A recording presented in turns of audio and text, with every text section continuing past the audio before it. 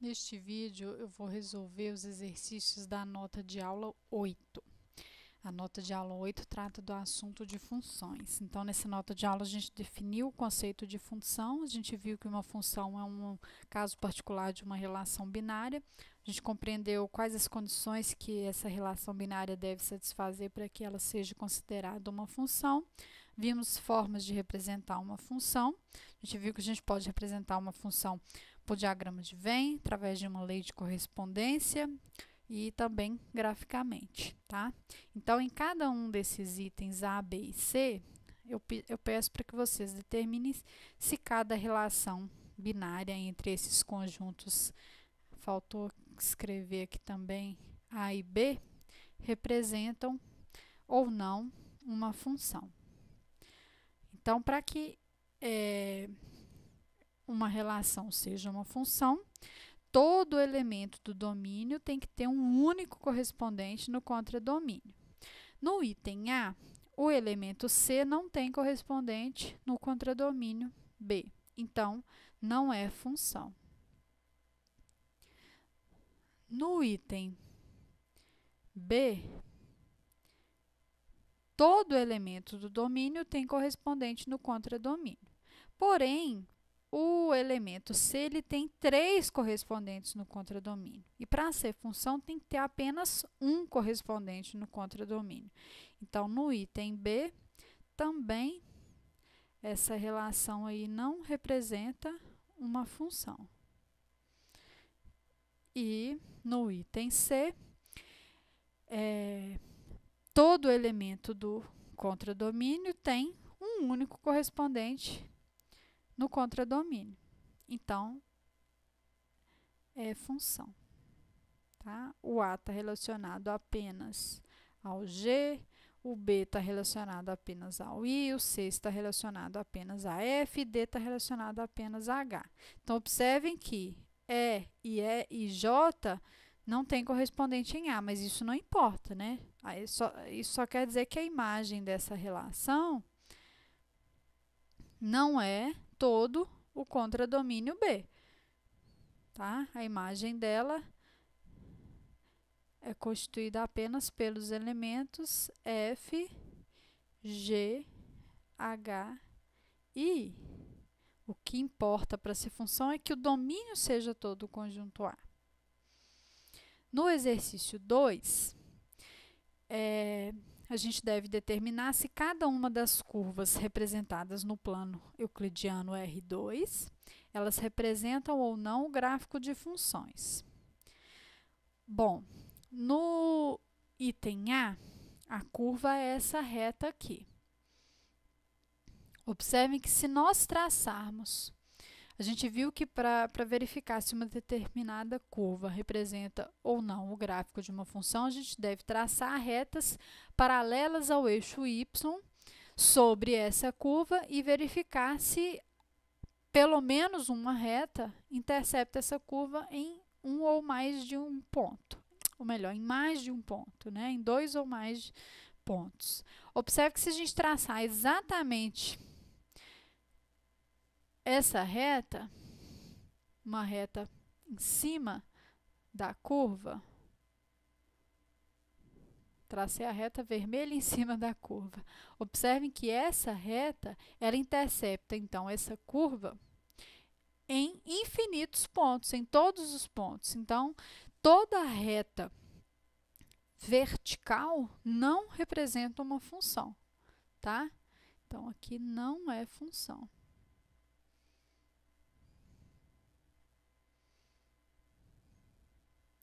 No item B, qualquer reta paralela ao eixo y que a gente traçar, essas retas elas vão interceptar essa reta horizontal, que é a curva, em apenas um ponto, né? Aqui essa reta interceptou apenas nesse ponto, essa só nesse ponto, essa só nesse ponto e essa quarta reta apenas nesse ponto. Então, qualquer reta paralela ao eixo y que a gente traça em cima da curva, essa reta só intercepta a curva em apenas um ponto. Então, é função. E essa função, vamos supor que esse ponto aqui seja y0. Então, y igual a y0 é a lei dessa função, tá? No item C, observem que... Opa, deixa eu traçar. Por que não quer desfazer? Vamos traçar uma reta aqui, paralela ao eixo y. Observem que essa reta, por exemplo, ela intercepta essa curva neste ponto e neste ponto. Então, essa curva, ela não pode representar... Então, essa curva não pode representar uma função, já que uma reta paralela ao eixo y interceptou ela em mais de um ponto, tá? No item C, qualquer reta paralela ao eixo y vai interceptar a curva em um único ponto. Estou traçando aqui várias retas paralelas ao eixo y, ou seja, perpendiculares ao eixo x. A gente observa, então, que essas retas elas estão interceptando essa curva em um único ponto. Estou fazendo um x nesses pontos. Essa curva é conhecida de vocês, né? É uma parábola. A gente sabe que parábola é o gráfico de uma função quadrática, né? Então, aqui eu não escrevi, né? Não é função no item C. No item D é função. No item E, toda reta paralela ao eixo y, essa aqui vai interceptar lá embaixo, né? Porque a reta aqui, ela continua. Deixa eu continuar a desenhar ela aqui. A reta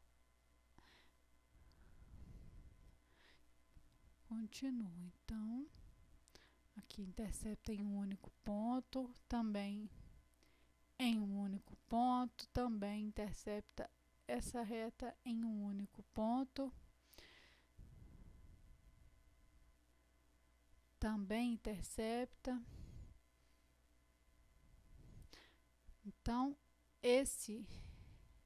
essa curva, essa reta, representa sim o gráfico de uma função, tá? A gente vai ver no texto de função afim que toda reta não vertical, que é o caso dessa reta azul aqui, né, ela representa o gráfico de uma função afim, tá? Então, é função. No item F, também vai ser uma função. Qualquer reta paralela ao eixo y vai interceptar essa curva em um único ponto. Observe que essa curva, ela vai ficando, à medida que x vai ficando cada vez menor, x vai ficando mais próximo lá de menos infinito, a curva está ficando cada vez mais próxima do eixo x, tá? Ela não toca o eixo x. Esse gráfico aqui é o gráfico de uma função exponencial, tá? Depois a gente vai estudar essas funções também. Então, o eixo x, nesses casos, é chamado de assíntota do gráfico, tá? Ou seja, o gráfico fica cada vez mais próximo desse eixo, mas nunca vai encostar no eixo. Então, aqui também é função, tá? Então, os itens A e C não representam função e todos os outros representam. B, D, E e F são gráficos de funções, tá? No exercício 3, eu peço para vocês determinarem, dada, né, f de R em R, definida por essa lei de correspondência, f de x é 3x menos 7, eu peço que você determine os valores de x tais que f de x é igual a zero. E no item B, f de x igual a menos 3/4. Bom, f de x é zero se e somente se 3x menos 7 for igual a zero, já que f de x é 3x menos 7, ou seja, se e somente se 3x for igual a 7, ou seja, se e somente se x for 7/3, tá? No item B, a gente quer que f de x seja igual a menos 3/4, ou seja, a gente quer que 3x menos 7 seja igual a menos 3/4. Isso vai acontecer se 3x for igual a menos 3/4 mais 7, e realizando essa soma, isso dá 4 menos 3 mais 4 vezes 7, que é 28 sobre 4, ou seja, se 3x for igual a 28 menos 3 é 25/4, ou seja, se somente se x for igual a 25 sobre 12. No exercício 4, é pedido para determinar o domínio de todas essas funções. No item A, essa função aí ela é chamada de função polinomial de grau 4. Para todo número real, eu posso elevar a quarta potência, posso elevar a segunda potência, posso multiplicar por 2, posso elevar a segunda potência e multiplicar por 4, posso elevar a quarta potência e multiplicar por 5, então a gente não tem restrição nenhuma para o domínio dessa função. Então, o domínio de f no item A é todo o conjunto real. No item B aparece uma fração. A gente sabe que não existe frações com denominador zero. Então, a restrição aqui no item B é que x ao cubo tem que ser diferente de zero, né? A gente pode escrever assim, domínio de f é igual a x pertencente aos reais, tais que x ao cubo é diferente de zero. O único número real que elevado ao cubo dá zero é o zero. Então, x ao cubo é diferente de zero se e somente se x for diferente de zero. Então, o domínio de f é o conjunto dos reais menos o zero, que também pode ser denotado por R asterístico. No item C, aparece uma raiz quadrada, né? E a gente sabe que a gente só pode extrair raiz quadrada de números reais não negativos. Então, no item C, o domínio dessa função é definido pelo conjunto dos x reais, tais que x menos 2 tem que ser maior ou igual a zero. Ou seja, isso é igual ao conjunto dos x reais, tais que x tem que ser maior ou igual a 2. Isso é igual ao intervalo fechado em 2 ilimitado, até mais infinito. No item D, a gente tem uma fração e raiz quadrada também. No denominador dessa fração, aparece a variável x. Então, a gente sabe que a raiz quadrada de 4 menos x não pode ser zero. Além disso, a gente só consegue extrair raiz quadrada de números não negativos. Então, o domínio de f, nesse caso, vai ser x, conjunto dos números reais, tais que 4 menos x tem que ser estritamente maior que zero. Não pode ser, para extrair a raiz quadrada, tem que ser maior ou igual a zero. Mas como está no denominador, não pode ser zero. Então, tem que ser estritamente maior que zero. Isso é o conjunto dos x reais, tais que x é menor que 4. Ou seja, isso é o intervalo menos infinito aberto em 4. No item E, nós temos uma fração e temos raiz quadrada tanto no numerador quanto no denominador. Então, a gente só pode extrair raiz quadrada de números reais estritamente, maiores ou iguais a zero. Então, x menos 2 tem que ser maior ou igual a zero. E no denominador não pode ser zero e também temos uma raiz quadrada no denominador. Então, 4 menos x tem que ser estritamente maior que zero.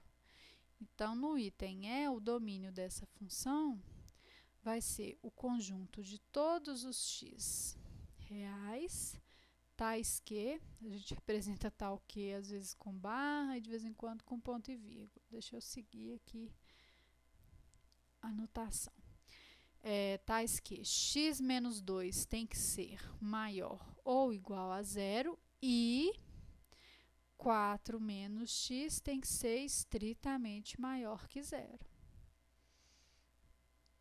Então, isso é igual ao conjunto dos x reais, tais que x tem que ser maior ou igual a zero e x tem que ser menor que 4. Então, isso é igual ao intervalo fechado em 0 e aberto em 4, né? Então, resolvemos todos os exercícios da nota de aula sobre funções.